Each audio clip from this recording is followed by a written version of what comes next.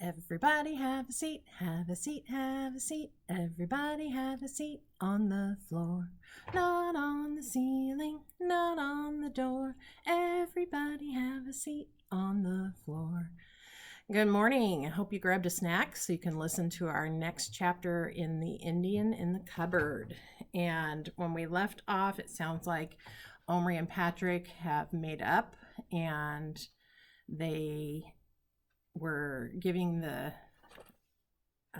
little bear and Boone some chocolate, and they were on their way to Omri's house. So chapter 14 is called The Missing Key. Missing key, that doesn't sound good. Omri's brothers were already sitting at the tea table when the two boys rushed in. Hi, what's for tea? Omri asked automatically. Gillen and Adil didn't answer. Adil had a funny smirk on his face. Omri hardly noticed. Let's make a sandwich and eat it upstairs, he suggested to Patrick. They slapped some peanut butter on bread, poured mugs of milk, and hurried up the stairs to Omri's room, whispering all the way. How long does it take? Only a few minutes. Can I see her? Wait till we get upstairs. Omri opened the door and stopped dead. The white medicine cupboard was gone. Where is it? Gasped Patrick. Omri didn't say a word. He turned and rushed downstairs again with Patrick behind him. Okay, where have you hidden it? He shouted as soon as he burst into the kitchen. I don't know what you're referring to, said Adil loftily. Yes, you do. You've taken my cupboard. And supposing I did, it was only to teach you a lesson. You're always taking my things and hiding them. Now you'll see how funny it isn't. When did I last take anything of yours? Tell me one thing in the last month. My football shorts. I never touched your shorts. I already swore I hadn't. I had to miss games again today because I didn't have them, and I got a detention for it. So you can be grateful I'm only punishing you tit for tat and not bashing you in, said Adil with maddening calm. Omri felt so furious he even wondered for a moment whether it was worth bashing Adil in. But Adil was enormous, and it was hopeless. So after gazing at him for another moment with hate-filled eyes, Omri turned and dashed up the stairs, almost falling over Patrick on the way. What did you do? Look for it, of course. He was turning Adil's room upside down like a madman when Adil, slowly mounting the stairs in the direction of his homework, heard the racket and came running. He stood in the doorway, looking at the shambles of pulled-out drawers, de-gutted cupboards, and furniture pulled awry. You little swine, he howled and dived at Omri. Omri fell to the ground with Adil on top. I'll tear everything you've got to pieces till you give it back to me, Omri shouted in jerks as Adil shook and pummeled him. Then cough up my shorts. I haven't got your shorts, screamed Omri. Are these them? Asked a small voice in the background. Adil and Omri stopped fighting, and Adil, sitting astride, twisted his neck to see. Patrick was just lifting a crumpled navy blue object from behind the radiator. Omri felt the anger go out of Adil. Oh, yes, it is, as a matter of fact. How'd they get there? But Omri knew perfectly well how. Adil had hung them there to dry, and then they dropped off backward. Adil scrambled up, looking distinctly sheepish. He even helped Omri to his feet.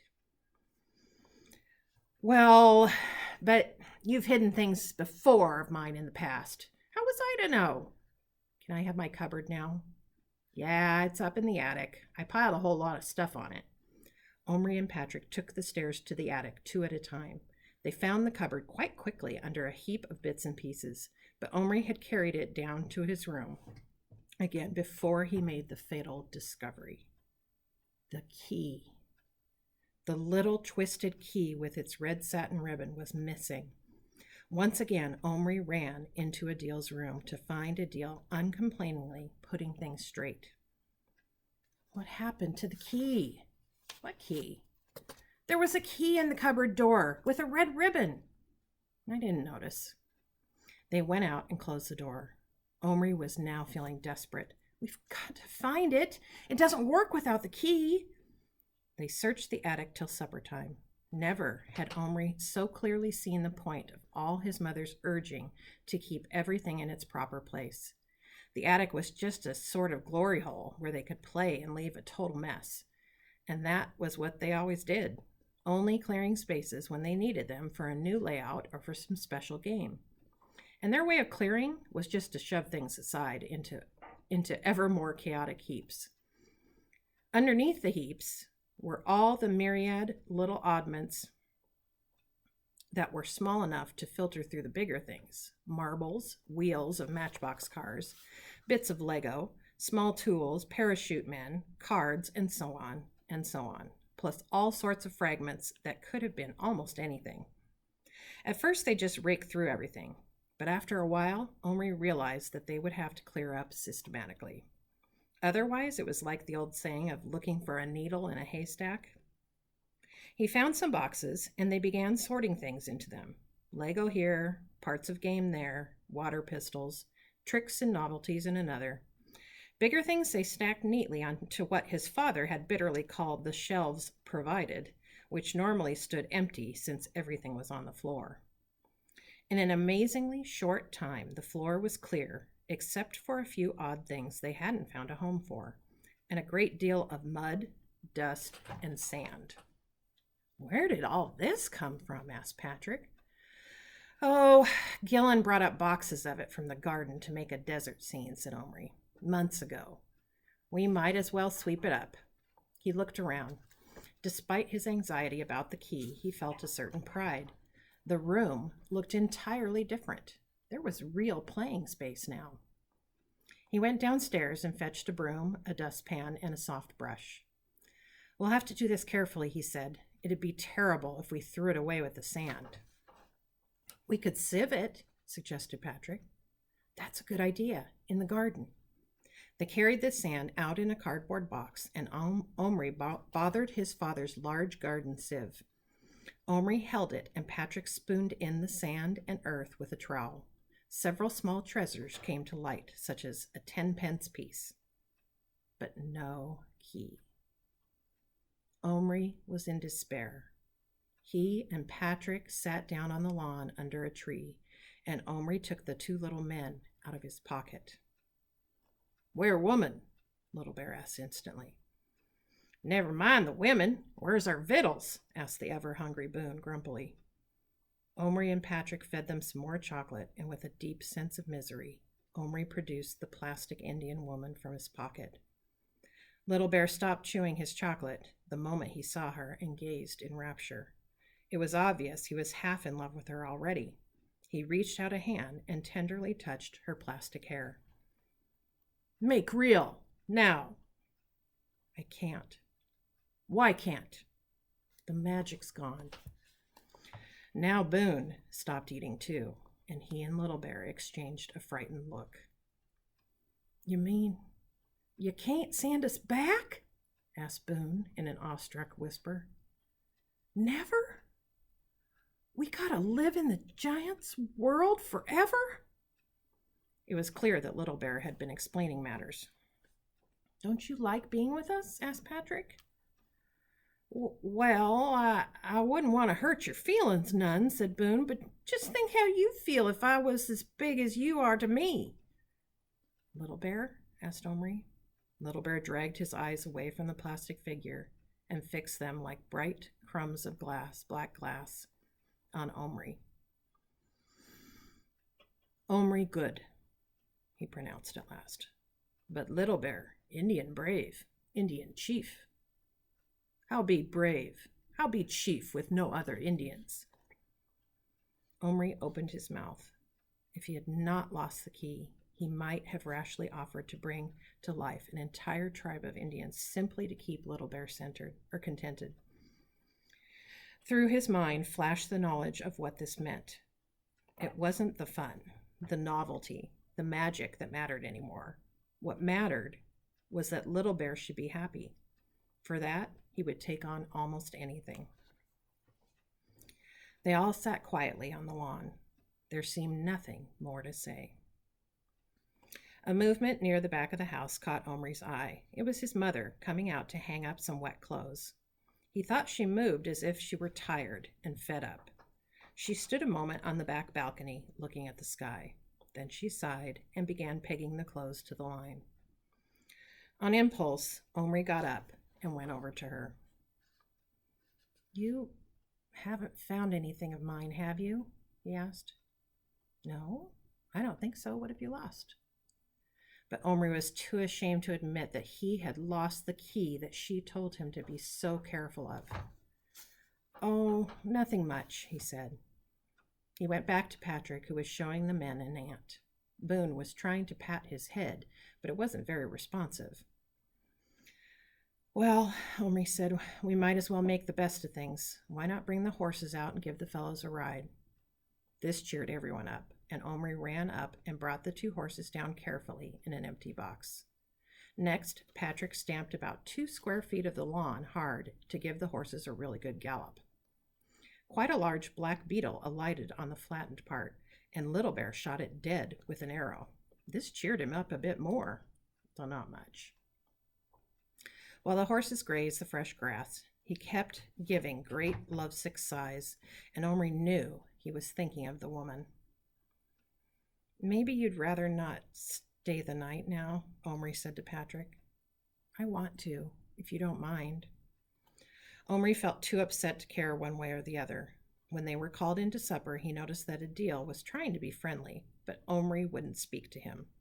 Afterward, Adil took him aside. "What's up with you? I'm trying to be nice. Got your silly old cupboard back. It's no good without the key." "Well, I'm sorry. I must have dropped out on the way up to the attic." On the way up to the attic? Omri hadn't thought of that. "Will you help me find it?" he asked eagerly. "Please? It's terribly important." "Oh, all right then." The 4 of them hunted for half an hour. They didn't find it. After that, Gillen and Adil had to go out for some function at school, so Patrick and Omri had the television to themselves. They took out the 2 men and explained this new magic, and then they all watched together. First came a film about animals, which absolutely transfixed both the little men. Then a Western came on. Omri thought they ought to switch it off, but Boone in particular set up such a hullabaloo that eventually Omri said, "Oh, all right, just for 10 minutes then." Little Bear was seated cross-legged on Omri's knee, while Boone, who had somehow gravitated back to Patrick, preferred to stand in his shirt pocket, leaning his elbows along the pocket top, with his hat on the back of his head, chewing a lump of tobacco he had on him. Patrick, who heard something of Cowboy's habits, said, "Don't you dare spit. There's no spittoons here, you know." "Let me listen to 'em talking, will you?" said Boone. "I just can't get over how they talk." Before the 10 minutes was up, the Indians in the film started getting the worst of it. It was the usual sequence in which the pioneers' wagons were drawn into a circle, and the Indians are galloping around them, while the outnumbered men of the wagon train fire muzzle-loading guns at them through the wagon wheels. Omri could sense Little Bear was getting restive and tense. As brave after brave bit the dust, he suddenly leaped to his feet. "No good pictures." "What you talking about, Injun?" Boone yelled tauntingly across the chasm dividing him from Little Bear. "That's how it was. My ma and pa was in a fight like that, and my pa told me he done shot nearly enough 15-20 of them dirty savages. White men, move on to land, use water, kill animals. So what? Let the best man win, and we won. Yippee!" So let me show you the picture. Kind of hard to see, I know. So Boone's in Patrick's shirt pocket. And here's Little Bear. He's on his feet. And he's got his bow and arrow aimed right at Boone.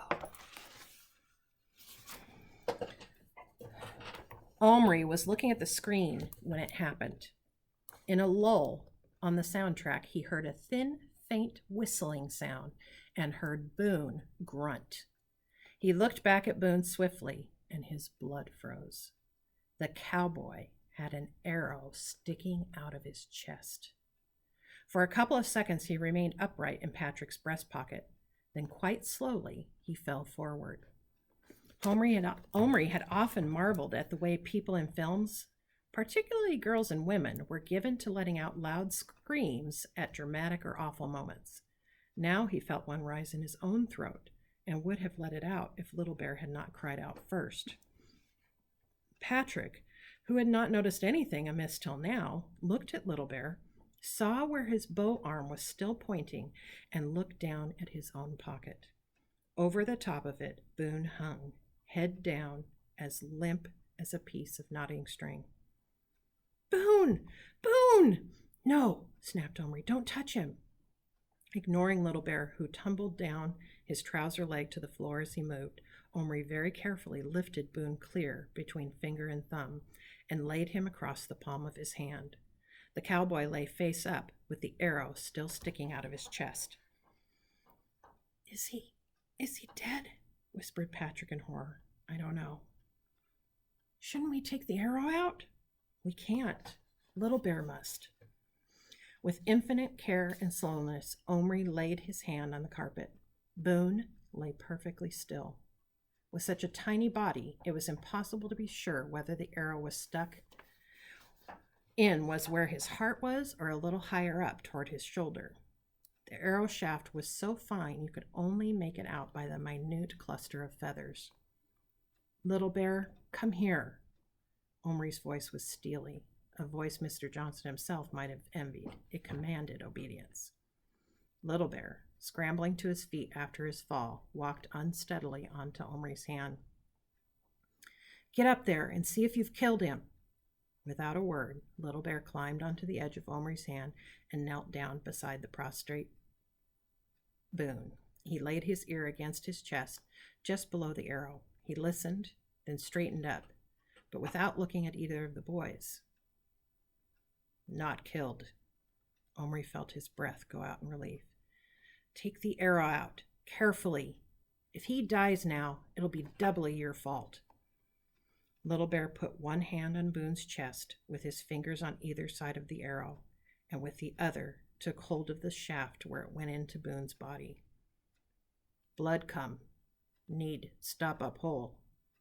Omri's mother kept boxes of tissue in every room, mainly so nobody would have an excuse to sit sniffling. Patrick jumped up and brought this, tearing off a tiny corner and rolling it into a wad no bigger than a pinhead. "Now it's got germs from your hand," said Omri. "Where's the disinfectant?" "In the bathroom cupboard. Don't let Mom see you." When Patrick was gone, Omri sat motionless and silent, his eyes fixed on Little Bear, still poised to pull out the arrow. After a very long minute, the Indian muttered something. Omri bent his head low. "What?" "Little Bear, sorry." Omri straightened up, his heart cold and untouched. "You'll be a lot sorrier if you don't save him," was all he said. Patrick raced back with the bottle of Listerine. He poured a drop into the lid and dipped the little ball of tissue into it. Then he held the cap close to Little Bear. "Go on," Omri ordered. "Pull it out." Little Bear seemed to brace himself. Then he began to tremble. "Little Bear not do. Little Bear not doctor. Get doctor back. He know make wound good." "We can't," said Omri shortly. "The magic's gone. You must do it. Do it now. Now, Little Bear." Again, the Indian stiffened, closing his hand tightly around the arrow. Slowly and steadily, he drew it out and threw it aside. Then, as the blood welled out over Boone's check shirt, Little Bear swiftly squeezed the liquid out of the ball of tissue and pressed it against the wound. "Use your knife now. Cut the dirty shirt away." Without hesitating, Little Bear obeyed. Boone lay still. His face, under its tan, had turned ashy gray. "We need a bandage," said Patrick. "There's nothing here we could use, and we can't move him to wrap it around him. We'll have to use a tiny bit of Band-Aid." Again, Patrick went to the bathroom. Again, Omri, Little Bear, and Boone were left alone. Little Bear knelt now with his hands loose on his thighs, his head down, his shoulders rose and fell once. Was he sobbing? With shame or fear? Or could it be sorrow? Patrick returned with a box of Band-Aids and a pair of nail scissors. He cut out a square big enough to cover the hole of Boone's chest, and Little Bear stuck it on there with great care. Now, said Omri, take off your chief's cloak and cover him up warmly.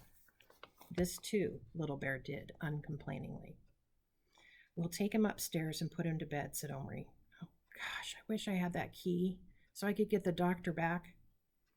As they walked slowly upstairs, he told Patrick about the First World War soldier he'd brought to life to tend to Little Bear's leg wound.